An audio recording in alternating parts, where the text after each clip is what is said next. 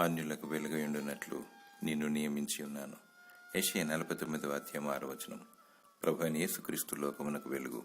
ఆయనను వెంబడించి వారు చీకటిలో నడవగా జీవపు వెలుగు కలిగి ఉందురు.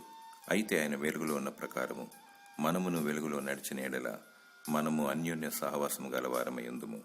ఈ పాపపు చీకటి లోకములో అనేకులు శాపగ్రస్తమైన స్థితిలో ఉన్నారు, పతనానికి లోనవుతున్నారు. సాతాను వారి మనోనేత్రములకు గురుడితనం కలిగించుచున్నాడు. అనేకులు దేవుని ఔన్నత్యను కనుగొనలేకపోతున్నారు. నిన్ను నీవు దేవునికి సమర్పించుకో, ఆయన అధికారమును ఒప్పుకో. దేవుడు నిన్ను అభిషేకించి వాడుకుంటాడు.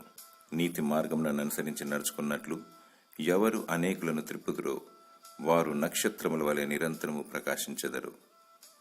దేవుడు నిన్ను దీవించి వాడుకొనుగాక. ఆమేన్.